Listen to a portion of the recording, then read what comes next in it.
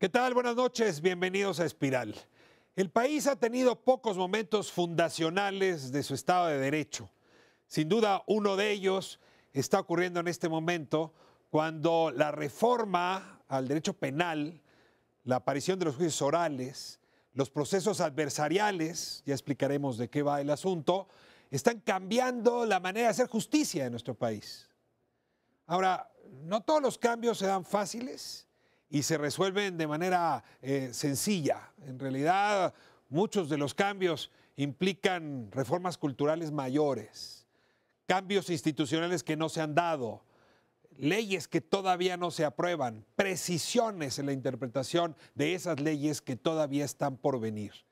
Los juicios orales pueden ser un gran salto cuántico en el Estado de Derecho mexicano, pero también pueden ser un salto donde más de un caso se caiga y donde la vida institucional del país se nos desbarranque, así dicho en estos términos. Por eso vale la pena seguirle la pista a cómo está siendo instituida esta reforma de juicios orales en las distintas entidades y también cómo se viene esa reforma en la Federación, que habrá de ocurrir justamente dentro de 11 meses. Hoy hablaremos de juicios orales, tema de lo más interesante, con un panel formidable. Comenzamos.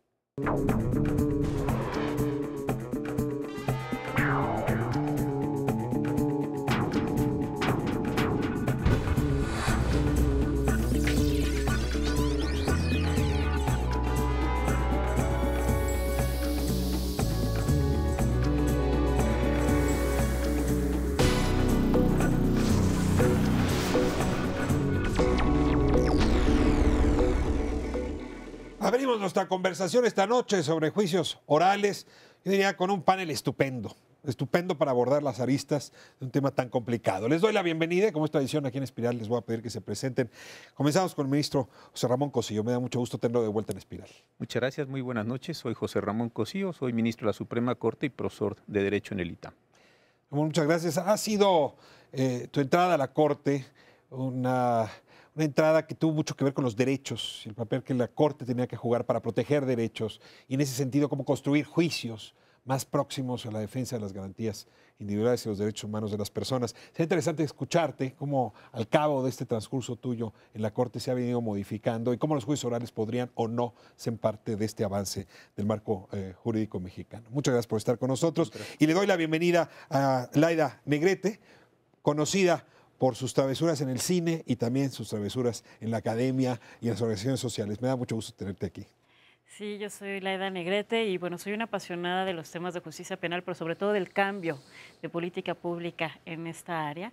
Y bueno, si se necesitan estadísticas, vamos a usar estadísticas, y si se necesita cine como presunto culpable, hay que poder socializar. Fuiste productora de ese documental tan exitoso. Una de las productoras de Presunto Culpable, y es cómo socializar este problema que es tan grave, pero también cómo proponer qué es lo que sigue para solucionarlo. Muchas gracias. Será importante que nos digas qué tanto los juicios orales podrían evitar que futuros presuntos culpables acaben culpabilizados antes de que el proceso termine. Creo que tienes ahí experiencia de sobra para hablarnos del tema. Le doy la bienvenida también a Volga de Pineda Ravest. Me da mucho gusto tenerla aquí. Mucho gusto, Volga de Pina, investigadora del Instituto Mexicano de Derechos Humanos y Democracia y tutora en la maestría en Derechos Humanos y Democracia de la Flaxo. Mi relación un poco con la reforma, estuve trabajando bastante tiempo en el órgano implementador de la reforma en Puebla y en el Poder Judicial también encargada de la implementación de la reforma a nivel estatal. Ya te ha tocado ver las tripas del asunto. Sí. Sus virtudes y sus vicios. Huí a la sociedad civil. Ahora nos explicarás también por qué. Y le doy la bienvenida a un operador del derecho, un abogado del derecho, Alfredo Genis. Me da muchísimo gusto tenerlo aquí. Te toca vivir, Alfredo, todos los días los juicios en distintas materias, pero en tu caso fundamentalmente penal. Y ahora te ha tocado incursionar en esto que implica el juicio oral, que no solamente es un cambio de leyes, es un cambio de rituales. Sí, muchas gracias, Alfredo Genis González Méndez. En mi experiencia como forjador del derecho penal, he trabajado en procuraduría, en juzgados de distrito, inclusive en el cumplimiento de penas, y como litigante también. Entonces, tengo un poquito de visión de varios puntos de vista sobre alguna situación en concreto, sobre el sistema como tal, y es muy interesante este cambio.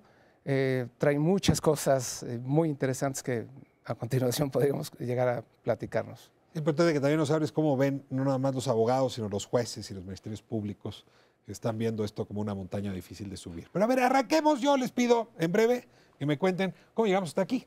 Si los juicios orales es una tradición que no era propia del derecho mexicano, o por lo menos no en fechas recientes. Por lo tanto, no teníamos ministerios públicos, no tenemos jueces, no tenemos policía de investigación que supiera moverse con este script, con este guión. Y sin embargo, se decidió dar el paso a los juicios orales. ¿Por qué? ¿Cuándo? ¿Y cómo va la ruta de implementación de esta reforma? Ministro, si quiere, abrimos con Bueno, usted. yo creo que la parte de juicios orales es una expresión muy general. Yo creo que el cambio verdadero está en el sistema acusatorio. Inclusive habiendo en los juicios tradicionales, había una parte de la oralidad importante. Creo que el cambio más importante, insisto, está en la parte de cambio de un proceso inquisitivo a un acusatorio. Lo acusatorio significa que las partes están en una igualdad de condiciones, el fiscal o ministerio público, la víctima o el ofendido, el presunto responsable, y ellos participan en una audiencia, ese es el espacio de oralidad, pero están en una condición procesal distinta. Creo que esto es muy importante. A ver, en ese sentido, cuando dice proceso inquisitorial, me recuerda a la Inquisición. Bueno, Y de ahí viene esta tradición, que era el culpable es culpable desde que se le señala. no sé si tanto así, lo que pasa es que sí, el Ministerio Público tenía un papel central, llevaba prácticamente el proceso, iba acompañándose por el juez, para decirlo en términos muy simples, y sí tenía una posición predominante. Creo De poder.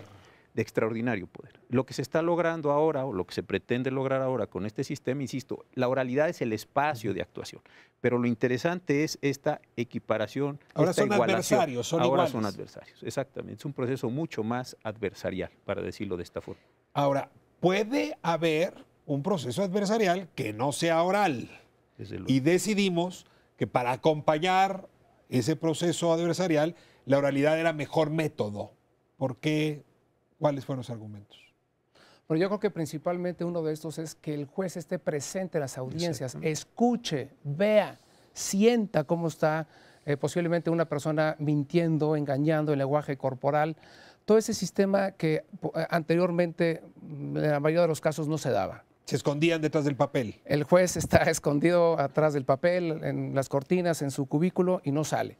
En presunto culpable, y recuerdo que esa era parte del asunto, la ausencia total de la autoridad judicial y ministerial. Sí, no solo eso, sino la delegación de funciones en subalternos, ¿no? Entonces, tener asistentes para redactar las sentencias y nunca estar en las audiencias de forma directa evaluando, como dice Alfredo, la prueba. Eso es una parte muy importante, pero además también el dinamismo que da poder interrogar un testigo, examinarlo, contraexaminarlo. Entonces, eso, la velocidad que te da la oralidad, presumiblemente te da una mejor calidad de la prueba, ¿no? Del desahogo de la Recuerdo una serie de encuestas que se hicieron en el CIDE, en cárceles del Distrito Federal del Estado de México, de 60% de los sentenciados nunca le vieron el rostro al juez. Es decir, si era increíble que el juez pudiera sentenciar a vida a una persona que nunca le miró a los ojos. Sí, juicios sin juez y además juicios con pruebas muy guangas, donde el Ministerio Público, como decía el ministro Cosío, tenía todo el poder y simplemente era un acto de ratificación el juicio. Porque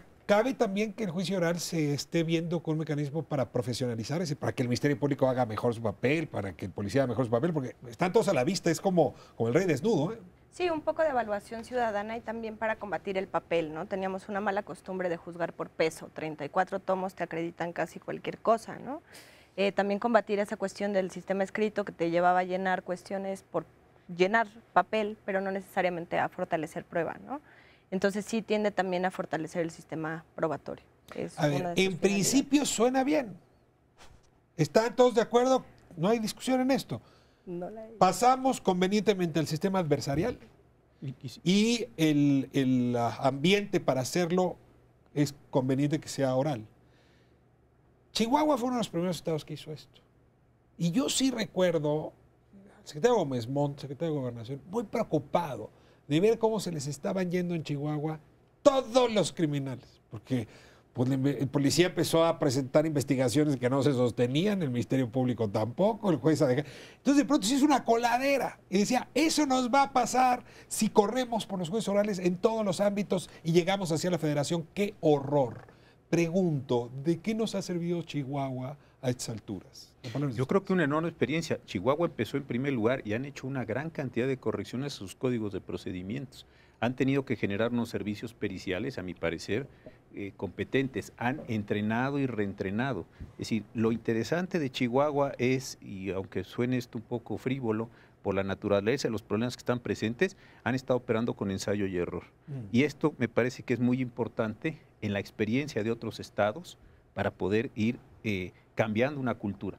Yo creo que uno de los temas centrales, no sé qué opinen aquí los compañeros de la mesa, pero uno de los temas centrales es que realmente esto nos lleva a un cambio cultural. Yo he pensado cuáles son los cambios culturales, no jurídicos, culturales dentro del derecho. Yo creo que la codificación hacia 1870 y a mí me parece que son los dos generaciones se llevan la partida, ¿no? Yo, como cambio cultural, insisto, no como cambio normativo, de esos hay otros muchos, en fin, pero donde se tiene que ajustar las prácticas, el entendimiento del derecho, la forma de presentarse, yo creo que son estos de los dos grandes cambios. Y esto significa muchísimo trabajo, comprensión, lo decía Laida muy bien, divulgación, es decir, es un proceso enormemente complejo. ¿Por qué? Porque si tú tienes y estás construyendo tu expediente en el papel y vas acumulando papel consecutivamente, bueno, eso puede tener ventajas y desventajas. Pero aquí te paras en una audiencia, lo que dices ahí vale, lo que dejaste de decir, lo que tiene valor ahí vale y lo que no vale. Al finalizar, prácticamente se dicta la sentencia. Entonces, sí tienes que tener un conjunto de habilidades, capacidades, pruebas, refuerzos, porque si no aquello pues se desmorona. Ahora, no porque sea complejo, pues vamos a dejarlo de lado, ¿no? Creo que más bien es al revés. Sabiendo que es complejo, pongámosle el entusiasmo, los entrenamientos, las capacidades, los cambios culturales para que esto salga. Estos tipos culturales bien importantes que me gustaría comentar, desafortunadamente tenemos una cultura de la mentira. Muchas veces el denunciante acude y miente, exagera las denuncias o exagera las querellas. Posteriormente comparece el presunto culpable, el indiciado o el imputado, y también miente. Entonces, muchas veces el tratar de avanzar con dos mentiras, ¿qué clase de justicia vamos a tener si culturalmente siempre estamos acostumbrados o en el medio penal, criminal, a mentir como una forma de autoprotegerse? ¿Pero qué me estás diciendo? ¿Que los jueces orales podrían hacer la reforma cultural capaz de combatir la mentira en el espacio penal? Que sería muy interesante toda vez que no existe, por ejemplo, el perjurio en cuanto al probable responsable, al imputado. Al imputado no se le protesta. Entonces el imputado tiene derecho a mentir, desafortunadamente, y no hay responsabilidad alguna. Déjame guardar este tema porque es esencial, ¿no? O sea, el perjurio en el sistema estadounidense es fundamental. Que en México no exista o que no juegue el mismo papel puede ser muy delicado. Lo guardo para el siguiente bloque. ¿Qué les dice Chihuahua? ¿Qué me pueden decir de Chihuahua? Mira, de Chihuahua yo sí quiero decir que un sistema de justicia penal no es el equivalente al Estado, a la presencia del Estado. Cuando hay los escenarios de narcotráfico como ha habido en el país, pues un sistema de justicia no te alcanza, ni el viejo ni el reformado. Y cuando ahora estamos analizando, en México Evalúa las tendencias de homicidio a lo largo del tiempo por estados, y vamos a sacar una publicación en septiembre, donde hablamos de los indicadores que tienen que ver con justicia. Y por eso, esto que tocaste del punto de Chihuahua, Chihuahua sí tuvo una explosión de violencia, pero también la tuvo Durango, Sinaloa, Nuevo León, Nayarit incluso, de la misma forma, con el mismo patrón. Entonces, a veces es fácil. Independientemente del sistema penal. Entonces, creo que atribuirle al sistema de justicia todos los aspectos de seguridad pública es un error. Lo que hay que ver es la calidad del juicio, por fin tener un juicio donde haya esta contradicción entre partes, donde hay un fiscal que acusa, una defensa que defiende y un juez que monitorea el asunto, pero no es él el que interviene directamente, sino deja que las partes litiguen y luchen entre sí, ¿no? Eso es lo que estamos buscando, y un juicio que es proteger al inocente y sí capturar al culpable, pero proteger al inocente. Olga, Chihuahua. Sí, un poco tenemos, las grandes temas de mentiras, ¿no? No está tampoco, el tema Chihuahua representa el que se vayan todos libres no es necesariamente un indicador que se puede leer así nada más. Muchos se fueron libres porque no se pudo demostrar nada, otros porque hay medidas cautelares distintas. Uno no es necesariamente ir a prisión preventiva, ¿no? Y dos, que también es un modo de generar un incentivo negativo a la mentira del Ministerio Público, ¿no? Hay una cantidad importante de inocentes, de personas inocentes en las cárceles que fueron a causa de mentiras del Ministerio Público o de la policía, de los agentes captores, ¿no? Aquí todo es flagrancia. Cada que un policía sale a la calle detiene a 50 personas en flagrancia, son como Superman un poco, ¿no? Entonces también que todo el mundo se vaya empezó a generar ciertos incentivos para decir al MP, ¿no? Decir, bueno, voy a integrar mejor mis averiguaciones. Bueno, no es voy a sistema tratar de adversarial, Olga, si no tienes pruebas periciales bien construidas, si no está bien argumentada toda la mecánica criminal, si no hay, digamos, una construcción del Ministerio Público convincente, si no hay un juez que esté al pendiente de todas las pruebas presentadas, todas las testimoniales presentadas, si las testimoniales no están, en fin, el juicio se cae. Entonces sí se entiende, digo, no me asusta a mí suponer que hubo una curva de aprendizaje en Chihuahua que hizo que muchos juicios se cayeran, pues. Y hay dos cosas que también me parece que no se ven luego, son estas dos. Nosotros estamos acostumbrados a que prácticamente iniciándose un proceso, la persona esté en la cárcel. Ese es uno. Y dos, las penas en este país no se pueden negociar. Pero una parte importante de estos nuevos procesos es justamente eso. El mayor número de personas va a estar en la cárcel, van a llevar sus procesos en libertad. Yo entiendo que es un cambio cultural para mucha gente que va a ser... Yo estoy de acuerdo que así sea. Además son los estándares internacionales. ¿Te parece conveniente? Me parece conveniente. Que criminales estén en la calle. No lo pondría tan dramáticamente. Así lo ponen mucho. Es presunto. Criminal será cuando si ese nombre vale, cuando tenga su sentencia. Mientras tanto está en ese proceso. Pero muchas personas, yo entiendo que estos son el tipo de ajustes culturales que tenemos que hacer, que digan, oiga, pero esa persona ya fue juzgada por los medios o ya fue considerada por la sociedad culpable. ¿Y por qué está en libertad? Este es un cambio importante. Y el otro es el del procedimiento abreviado. En el procedimiento abreviado yo puedo asumir responsabilidad, puedo tener penas menores, lo estoy diciendo muy simplificadamente, penas menores. Eso también me parece que no todo el mundo lo está entendiendo, inclusive dentro de la profesión ya hay algunos momentos en que no podemos llegar a condiciones iguales a las que suceden en los Estados Unidos, donde las personas por aceptación de responsabilidad tengan penas menores. Es decir, el sistema no solo es el tema de las audiencias, son muchas más cosas que están ahí flotando y que no se han acabado de comprender. Esa es la parte que hoy cultural y tiene que ver precisamente con esto. Me voy a corte y regresando, quiero los problemas. Ya entendí que los juicios orales pueden ser la varita mágica. No tanto. Ya entendí que el proceso adversarial le va a caer bien a México, pero sí quisiera dedicarle con lupa, con microscopio más que con lupa, a ver, ¿dónde tendríamos que prestar atención? ¿No? ¿Dónde valdría la pena, dado que ya no hay marcha atrás, que poner la mirada y el ojo? Empezamos con lo del perjuicio, si quieres, a la vuelta. Vámonos a corte y regresamos.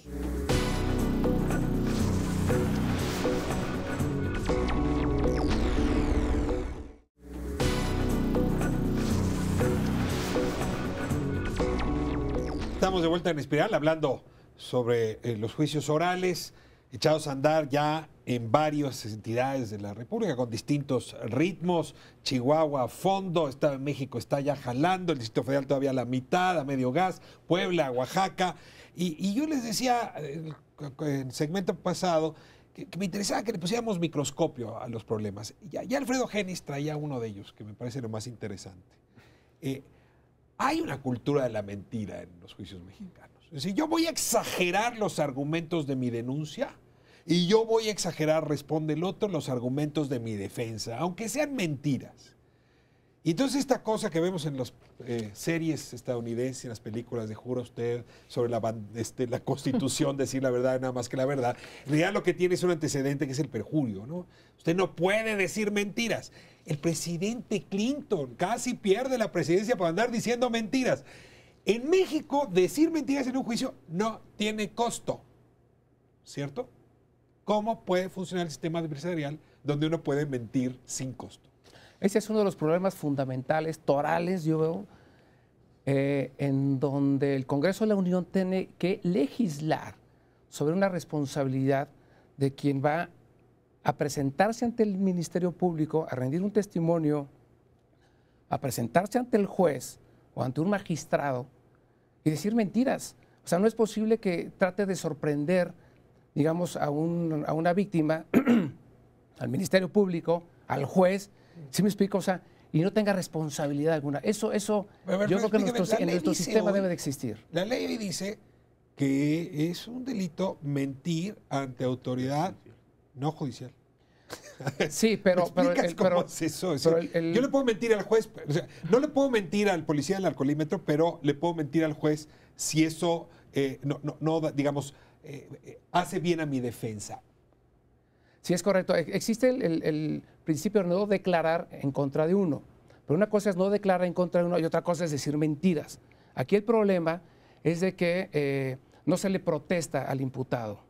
Entonces, si no se le protesta a ningún servidor público, pues todos los servidores públicos pues pueden rendir declaraciones como quieran, pueden decir testimonios como quieran y no incurren en responsabilidad alguna, que sería muy importante para ir subsanando todo este tipo de juicios y todos vamos a entrar ya en la oralidad, pues que todos protestemos, decir y conducirnos con verdad. Sí, creo que ahí hay que entender un poquito mejor que no es derecho a no declarar contra uno, es derecho a no autoincriminarse, ¿no? Y eso implica el derecho a guardar silencio, pero también a decir cierta parte de la versión, nuestra versión de los hechos, ¿no? Pero si yo digo en un juicio mentiras, no tengo costo, ¿no? Dependiendo de la parte que sea, si el Ministerio Público, los policías tienen mentiras, o sea, detectamos que detuvieron a alguien en una falsa flagrancia o sembraron pruebas, hay una consecuencia, pero sí, pero a son la... son servidores públicos, pero yo estoy hablando del imputado. Pero a la persona imputada lo cubre un derecho, que es el derecho a no autoincriminarse. Yo no me atrevería a limitar... Sí, pero también es el problema, es ese que puede mentir. Pero a ver, en Estados Unidos, sin consecuencias. Incluso también ¿cómo no inglés? El perjurio importa. Aquí no. Falta de legislación, falta de interpretación de los jueces. No, yo creo que el problema general, y lo dices muy bien, el tema general es la condición de la autoincriminación. Es decir, le debemos exigir a la persona en un proceso que diga rigurosa y exactamente la verdad, aun cuando eso afecte su defensa y finalmente su condición de libertad. Yo creo que lo personal, me parece el criterio general en los tribunales, que las personas no están obligadas en ese sentido, a conducirse con la condición. A ver, déjame ponerlo ya en tiempo, modo y lugar.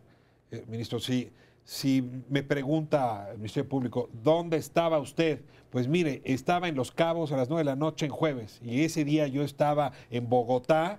A ver, estoy diciendo una mentira. ¿Usted diría, no pasa nada? Previsiblemente, y eso le correspondería al Ministerio Público demostrar las condiciones en las cuales se presentó ese asunto. Otra vez, no estamos ya en los procesos anteriores. Yo por eso quise empezar con esta afirmación. Estamos en una condición de equilibrio y tengo una presunción de inocencia. Consecuentemente, le estoy revirtiendo, que sí siempre debió haber sido, pero en fin, lo estoy revirtiendo a él para que él demuestre sus afirmaciones. Usted dice que está en Bogotá, extraordinario. Yo digo que estaba en San Diego. Usted demuestra que está en Bogotá. Esta es la parte compleja, por eso no es, insisto, tiene sus aristas el juicio. Y esta parte que decías, vamos a dedicarnos a ver problemas, yo creo que este es uno de los centrales. Yo creo que es ese, presunción de inocencia. Cuando dices problema, es que la sociedad no está lista para presumir inocente a las personas que están bajo proceso. O sea, nos gusta que cuando, aunque no creemos en la policía y creemos que es corrupta y no tiene nada de credibilidad, una vez que detiene a alguien, se revierte toda esta percepción y creemos que tiene que ir a la cárcel directo. A ver, Florence Cassés nos arrojó una discusión muy importante en este país. Porque llegó un momento que era irrelevante si esa mujer era culpable o no. Lo relevante era el proceso. Claro. Ahora, en el proceso adversarial, lo relevante es el proceso. Voy a decir una barbaridad, no la culpabilidad. O dicho en otros términos, la culpabilidad es el resultado del proceso, por tanto, sin proceso no hay culpable. Pero nos enojó a muchos que liberaran a Florence Cassés. Y yo creo que ese es el gran reto cultural. Es cómo vamos a verdaderamente a proteger la presunción de inocencia y vamos a obligar al Ministerio Público, que es el que tiene que probar. Una persona no va a probar su inocencia como un presunto culpable. Ahora le vamos a exigir a la autoridad que pruebe la culpabilidad. Ese es el gran cambio cultural del que habla el ministro. El sistema acusatorio se basa en eso, en sostener la acusación. La acusación le corresponde al Estado. Todo el sistema anterior, ¿por qué obteníamos tantas confesiones forzadas bajo tortura? Toda la prueba recaía en la persona imputada y era incluso torturada para que confesara hechos a como diera lugar. Ahora, para revertir un poco todo, es lo que generó ese incentivo perverso de acreditar nada más con la persona imputada la responsabilidad. Se revierte toda la carga. El Estado está obligado siempre a demostrar la acusación. Uno puede ser pasivo totalmente. Lo cual lleva a un problemón. El policía que llega a la escena del crimen, voy a usar estas palabras, tiene que conocer los elementos, garantizarlos en cadena de custodia.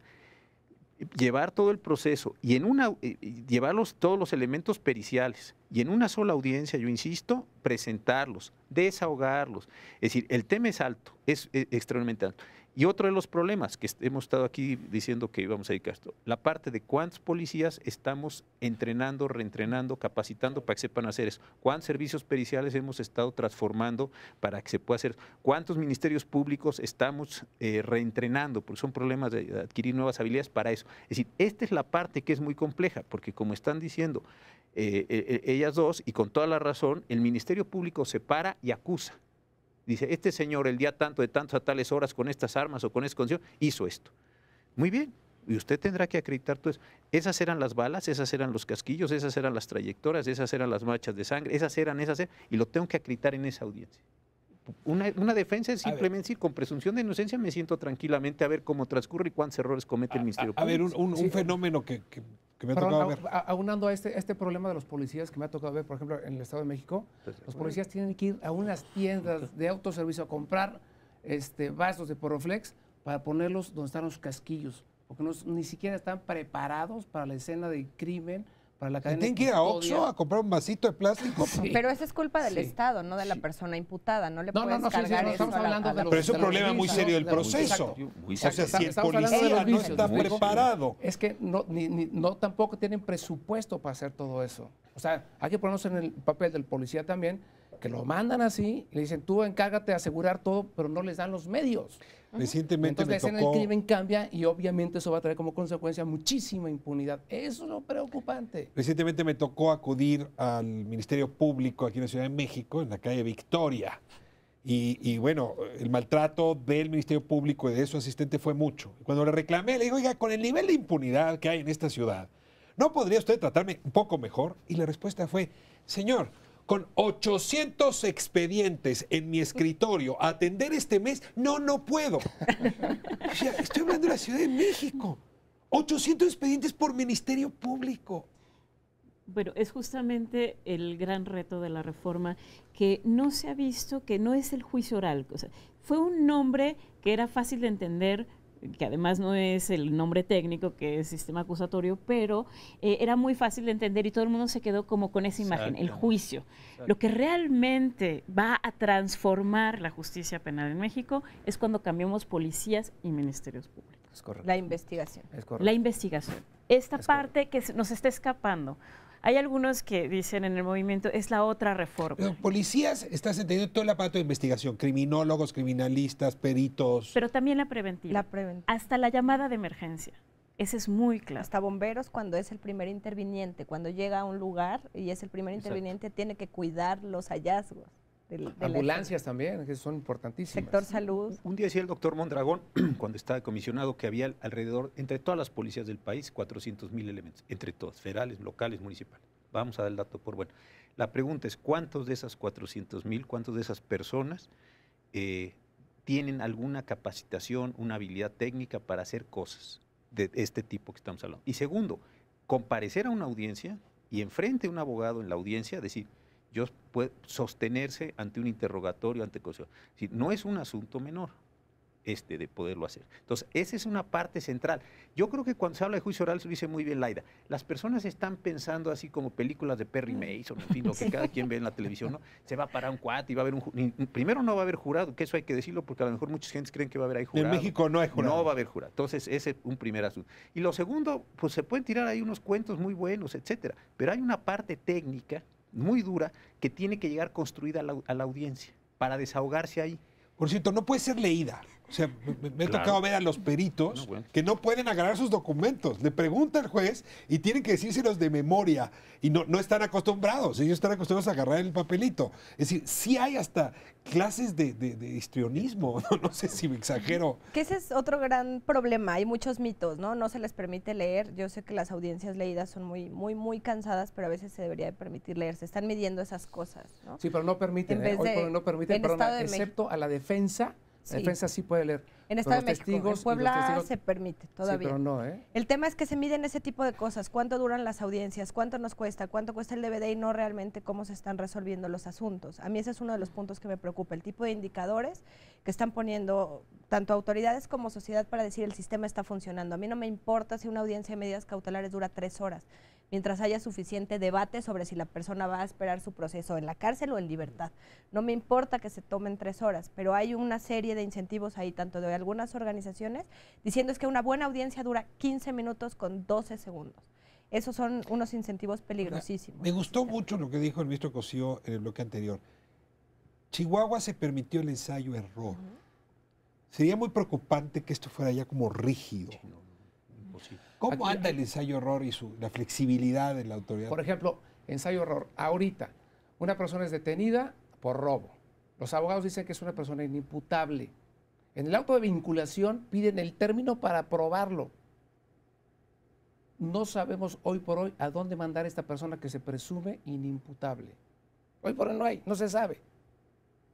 Digo, ese es otro reto, quedó ¿Sí me explico? pendiente. Perdón, esas son las cosas que tenemos que ir O sea, probando. tramos que no Hoy están sabemos comprobados. dónde mandarlos.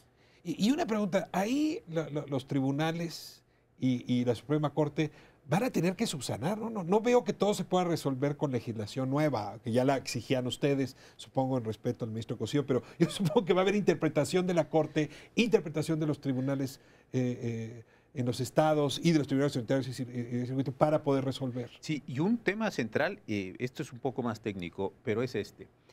El juicio oral, pues es eso, un juicio oral, ya lo explicamos entre todos y mucha gente lo conoce, pero después vendrá una apelación y después vendrá un amparo directo. Ese amparo directo es escrito y ahí hay problemas importantes en los detalles, cómo algo que fue oral se transforma en algo escrito, cómo se hacen valer ahí las violaciones. El juicio de amparo es un juicio que tiende a ¿Por qué arriba no se volvió oral también? Sería complicado. Sería complicado. Sí, claro. Sería interesante. No, pero el problema es que muchos de los amparos son amparos todavía para efectos. Entonces, reponemos audiencias, toda esta parte que tiene algún sentido, pues, muy general de observar cómo se va a construir. Ahí hay partes que todavía son dos mecánicas diferentes. Cada una tiene sus lógicas. No estoy seguro que una sea mejor o peor. Simplemente es un análisis de hechos. ¿Cómo van a embonar? Y ahí yo creo que también en estos ajustes hay problemas que no nos hemos sentado a reflexionar debidamente. A la Corte empiezan a llegar los primeros asuntos de juicio oral, todavía estamos en las primeras partes, carpeta de investigación, etcétera, si es igual a carpeta averiguación previa, son cosas técnicas, pero todavía no estamos en esa parte. Un elemento central del juicio oral, tan central es que en las nuevas salas de juicio orales está la cabina donde se registra toda la audiencia. Entonces queda, incluso así arranca la audiencia, ¿no? Se anuncia en este momento, se empieza a registrar, a grabar. A ver, ese material videado va a acabar siendo revisado por ustedes. Ahora se la van a pasar no nada más revisado expedientes, sino viendo horas y horas y horas de videotape. ¿Es correcto? Ese es un problema. Y otra vez, técnicamente, lo puedes poner en papel, pero también nosotros tendríamos que apreciar la totalidad de las violaciones por la condición de suplencia que tiene la materia penal. Esos ajustes son los que van a llevar tiempo. Ahora, también quiero decir algo, no todo esto es trágico. Yo creo que cualquier cambio jurídico, y esto es muy desafortunado para muchas personas, para una sociedad tan lastimada como esta, eso sí, no quiero otra vez parecer frívolo diciendo, pero todo proceso de cambio tan profundo como el que hace, tiene momentos muy duros. ¿Por qué? Porque hay que ajustar muchísimas cosas, más que este espectáculo de la audiencia oral. Son cientos de cosas alrededor. Sí, por ejemplo, ya las pruebas, nosotros estamos acostumbrados a presentar las pruebas en un expediente, fotografías, inclusive los dictámenes. Ya todo es una USB o en un CD. ¿Sí me explico? Ya entonces se dan por reproducidos. Ya, todo es derecho digital, ya no es como antes, ya todo es cuestión cibernética. Cambio que hay que irnos adaptando. Me voy a corte y les ruego que me vayan coleccionando las propuestas, ¿no? Ya creo que quedó claro cómo llegamos, cuáles son los desafíos que se asoman en el panorama. Me interesaría mucho escuchar las propuestas para que la curva de aprendizaje no sea tan costosa, ¿no? Para hacerla menos pronunciada. Quédense con nosotros, volvemos en Espiral.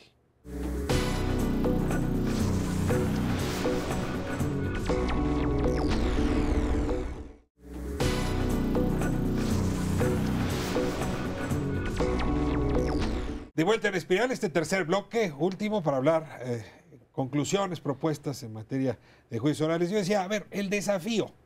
Entiendo que las reformas culturales toman tiempo. Sin duda. Son como los nogales, tardan mucho en dar nueces.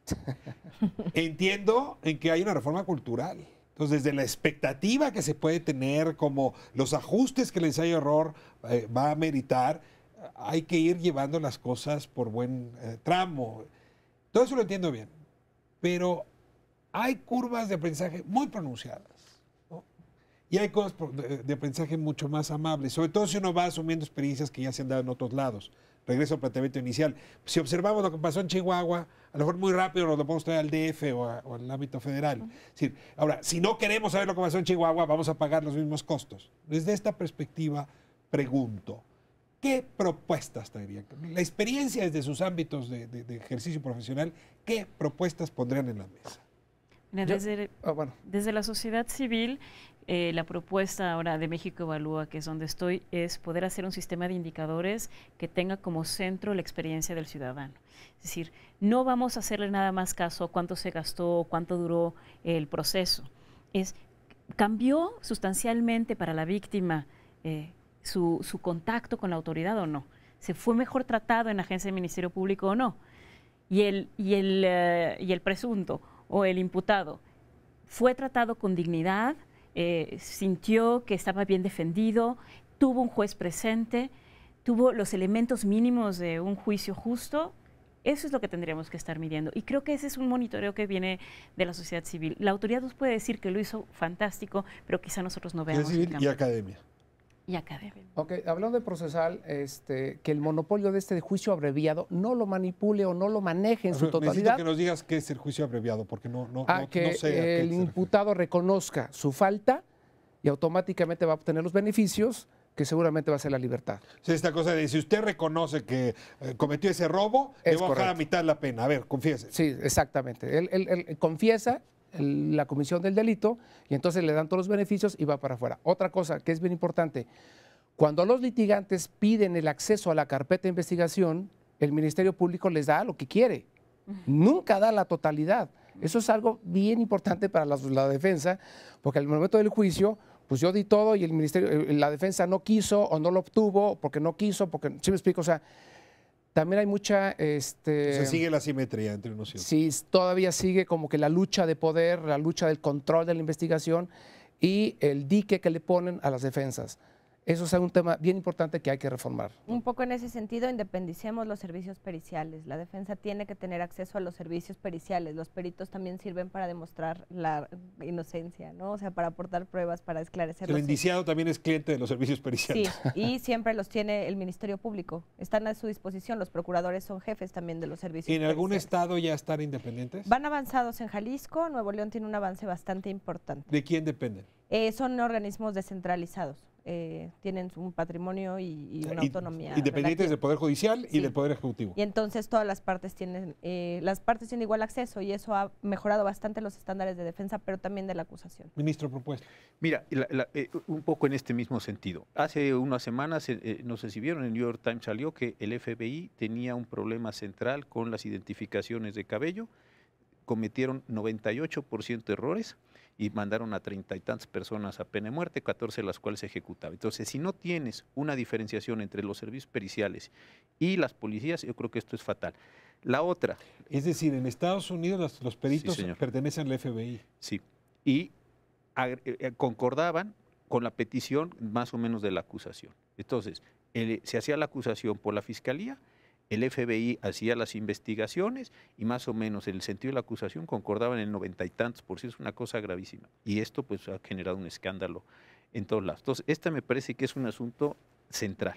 Otro, tenemos que formar muchas personas. ¿En qué sentido? La Procuraduría General de la República tiene identificadas 26 especialidades forenses. Dactiloscopia forense, medicina forense, química forense, patología forense, etcétera, 26, entre ciencias y técnicas. Yo me pregunto, ¿cómo estamos formando personal?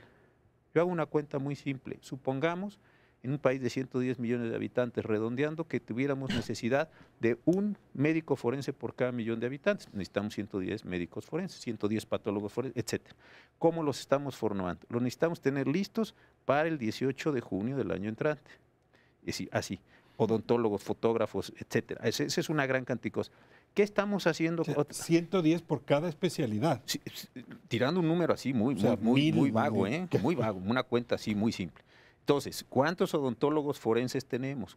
Los odontólogos forenses, ¿en dónde encuentran los registros? ¿Contra qué concuerdan los dientes de una persona? En fin, ahí hay todo un tema. ¿Cuántos policías tenemos capacitados? Sabemos que los niveles educativos, lo digo con el mayor respeto, nuestros policías son niveles bajos. ¿Cuántos de estos policías estamos reentrenando, habilitando, contratando para que puedan hacer cosas?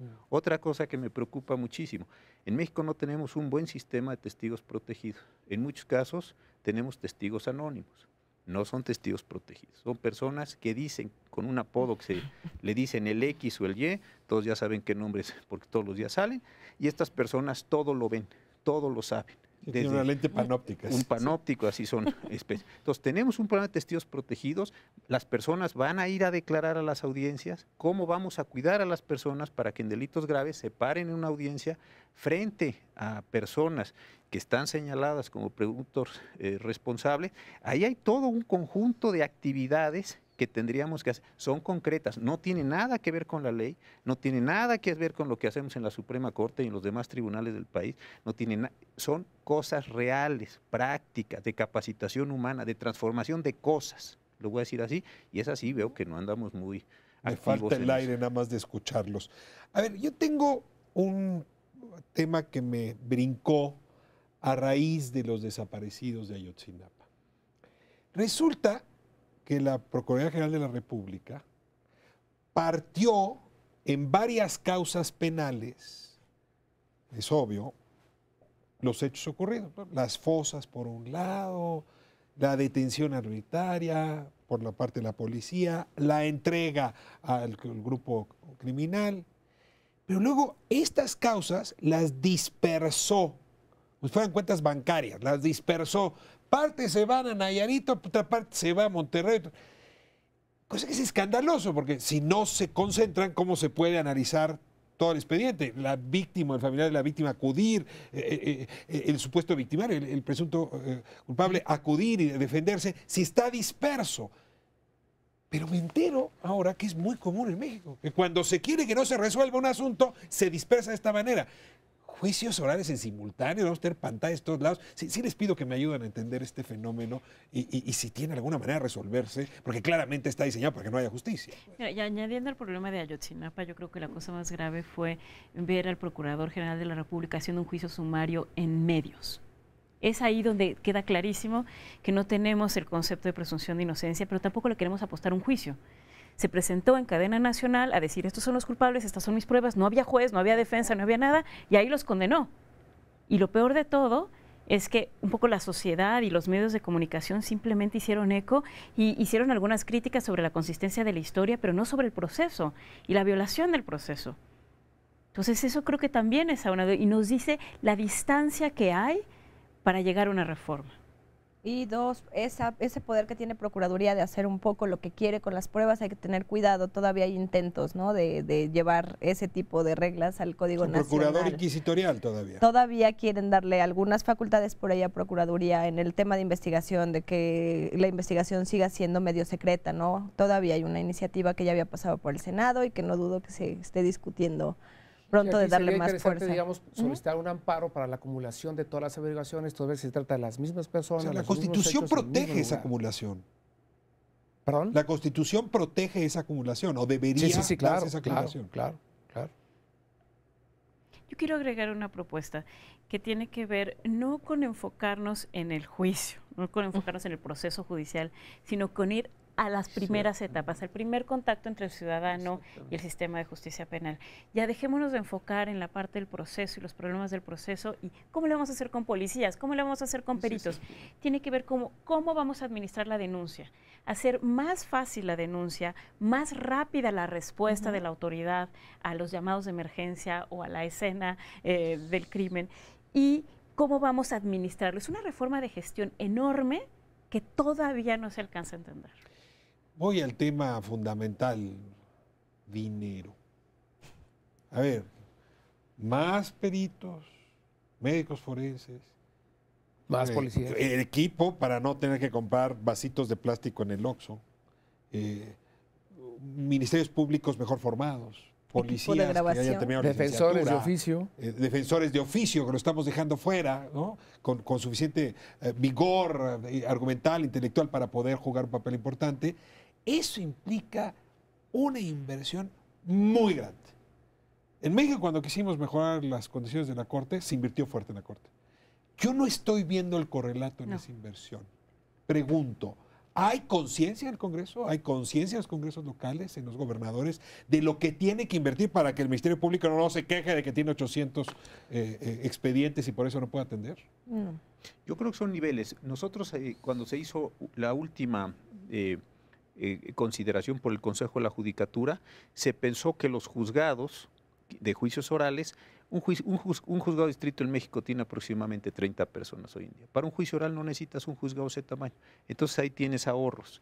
Y el ministro Aguilar ha estado llevando a cabo o creando un menor número de juzgados con un menor número personal. Es decir, entonces, me estoy refiriendo solo al Poder Judicial de la Federación. Cortas grasita el Poder Judicial, pero eso no la estás trasladando a la Fiscalía o a la Procuraduría. Desde luego que no. Pero entonces, a mí también a veces me parece que es una especie, en algunos comentarios que uno ve, no sé si hasta decir a veces un poco de chantaje, o una condición, si no me dan mucho dinero, muchísimo dinero, muchísimo dinero, entonces no se va a poder hacer la reforma.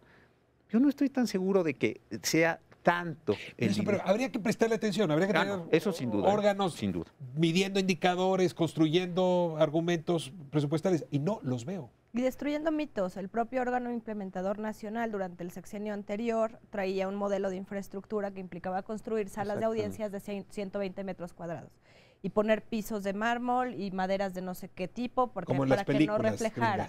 Eso a muchos estados les generó esta cosa de, bueno, si mis salas no son así, no sirven. Hay que romper esos mitos. Hay muchos estados aterrados y hay estados que se atrevieron. Oaxaca dijo, voy a poner cámaras en gallineros y no me importa. El chiste es que sean públicas, no que sean elegantes, ¿no?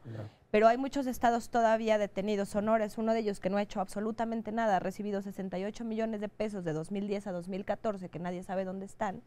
No ha hecho nada porque está atorada en muchos mitos. Quiere una obra faraónica porque si no, no empieza su sistema, ¿no? Hay ese tipo de mitos también sobre los pesos que requiere, y yo creo que los pesos tienen que ir a lo sustantivo, no al cascarón. A ver, ¿no? yo sí tengo que traer una imagen que no me puedo quitar de la cabeza. Si uno visita los condados estadounidenses, lo que sería el equivalente al Palacio Municipal son edificios muy chiquitos, el City Hall.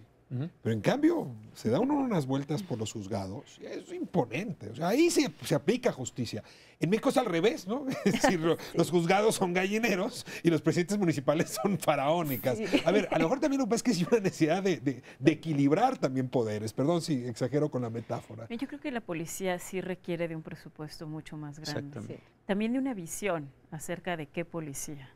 Y bueno, creo que se está venciendo el mito de que se tiene que ser una policía única, pero sí tiene que ser una policía más capacitada. Ahí creo que todavía no hay la perspectiva presupuestal necesaria.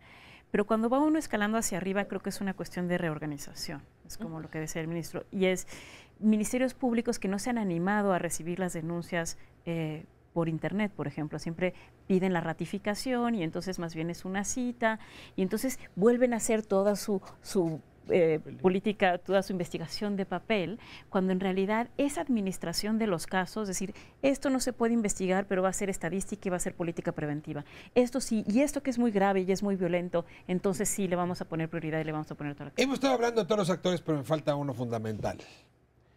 El operador del derecho. Alfredo, los abogados. A ver, hay que prepararlos para enfrentar el nuevo sistema. Tú eres profesor de la Facultad de Derecho, en estudios de doctorado. A ver, ¿qué tanto están haciendo las universidades para preparar abogados que también puedan jugar un papel destacado?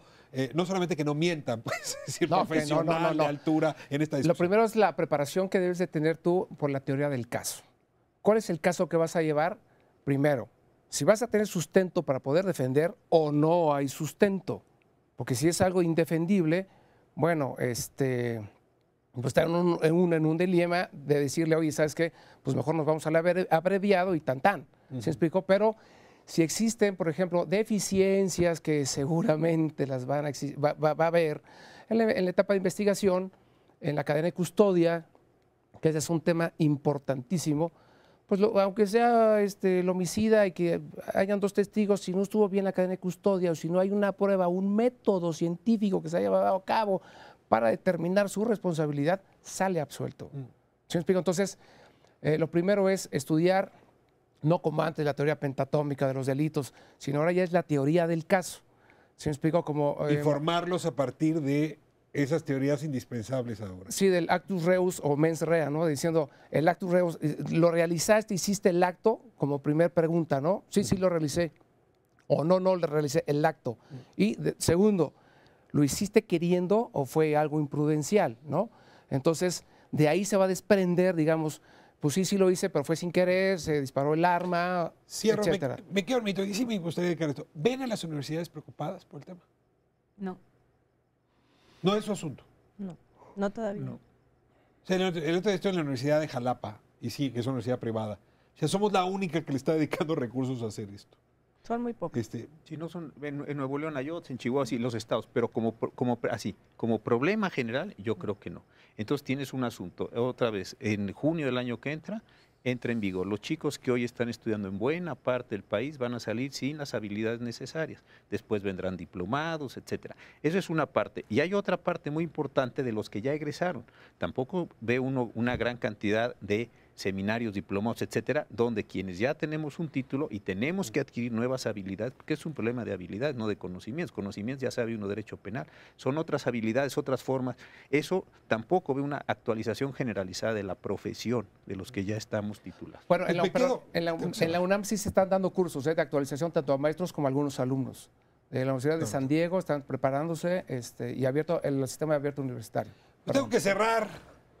Pero no la conversación, les voy a invitar para que me ayuden a darle seguimiento de aquí a junio del año que entra, donde está tocando el reloj, es un año, menos de un año. Simplemente terminaría diciendo o retomando un argumento del ministro Cosío. Ha habido 2 grandes momentos históricos del derecho penal en México, ¿no? De reformas culturales y luego de reformas jurídicas, una llevando a la otra. Uno de esos 2 momentos es este. Nos está tocando. Y más vale que desde la sociedad, desde el ejercicio profesional, desde los juzgados, se pueda acompañar bien porque cabe que se salga de control. Sí hubo otro momento. Cuando se acaba la colonia, tuvimos que pasar a otro sistema y salió muy mal. Ese ya no lo recordamos. Ojalá y se parezca al de 1870 y no al de la época de Guadalupe de Victoria. Les agradezco muchísimo que nos hayan permitido acompañarnos en sus casas esta noche hablando de temas tan importantes. Gracias a ustedes por la inteligencia puesta en esta discusión y sin duda estamos ante un tema de lo más interesante. Próximo miércoles aquí en su canal 11 Espiral.